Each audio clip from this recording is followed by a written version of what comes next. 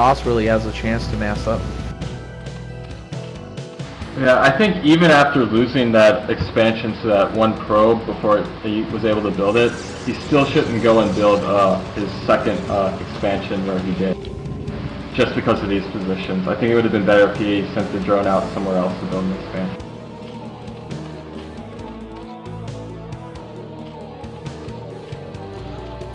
So Jumper, I have a question. Yeah. I mean, I thought you were going to go Reaver Sarah again, but is it you're only committing to like it looks like just one Reaver drop, basically just to harass the mineral only, and then you're switching into a ground army? Like, did you have this plan worked out in your mind, like already, yeah, I actually did or did you change it like some way through the game? I had this in mind. I actually practiced this build and it worked pretty good against like top USA zerg. Like I used this build against LC Gamer and Premium, so whatever works, good. Zerg doesn't really expect this. If you do a build and your opponent isn't used to it, then you have an advantage. Because they don't really know how to like play against it. This guy, all he's doing is just going for the kill. He doesn't know what the hell to do with it. Every time I drop him, he tries to go for the kill. Every time. That's true. Zerg just is going for this Hydra break again, but those beastly probes just completely stop all chances that the Hydra is just trying to break in. And it looks tough for Toss right now.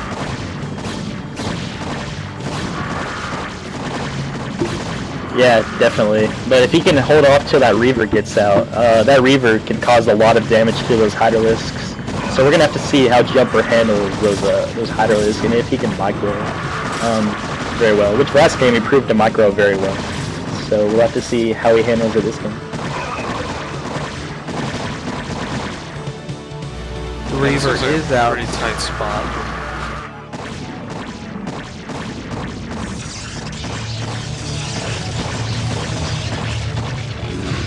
Jumper managed to push the Hydras out away from the robotics facility building the Reaver, so it looks like now he's in a fairly safe spot. He has enough units to cover the Reaver, I feel like, so that it's not vulnerable to attack. And we see here that Bface is trying to break again, trying to push this choke, push the advantage he's created. He's taken out actually quite a few probes from the natural. I mean, one thing to note is he does have a commendable macro. Bface I'm talking about. His macro does seem to be, you know, keeping up with his harassment. Yeah, definitely. And the thing about a 5-hatch Hydralisk build, it's really easy to pump Hydralisk from. And he does have 6 hatcheries now, actually. So, I mean, you only have to pump one kind of unit, and Hydralisks are pretty good units, I'd say. So, yep.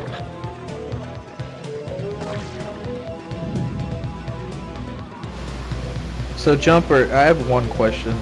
Do you think playing against these types of Zergs, you know, the ones that really don't have variety or try not to use a lot of variety in their play, a lot better, or do you find it more difficult? Well, it's actually easier for me because I did have to counter that one strategy that he took, and then he's dead. Against like unpredictable opponent, you have to standard build because you don't know what they are going to do. If you know what your opponent is doing, then you can use like build that can counter this. You have big advantage. Right here, usually in real game I would not make Reaver and shield battery, but you know this guy tendency to keep attacking, so I think 2 Reaver and a shield battery to counter his strategy. But I would not do that against like anyone else. Yeah, this is a very aggressive Zerg player. Just watching these games, he really likes to go for those Hydra breaks. And shield battery is really a very underrated building. I don't know the amount of shield they can give back right away, but it's quite a bit. They're pretty beastly.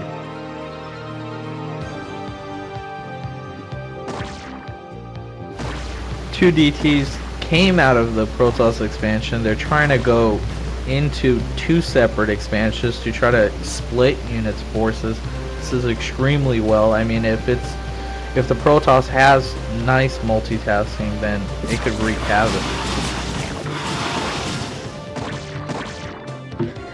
Yeah, absolutely. And I mean, can't go for a Hydra break right now because his units are not in position. These DTs keep the Zerg off balance and, you know, just sort of chasing them down around the map.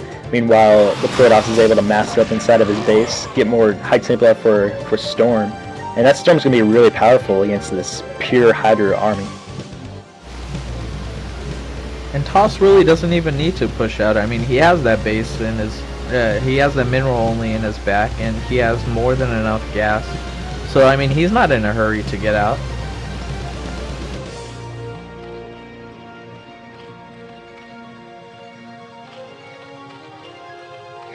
Yep, definitely. So, Jumper, what is your favorite use map settings game? Probably Desert Strike, because you can like kill a lot of time with it. It can be fun for like new people to play, cause you don't really need a lot of APM and stuff. It's good to like get people who haven't played Starcraft before and get them to play, and kind of introduce them to Starcraft.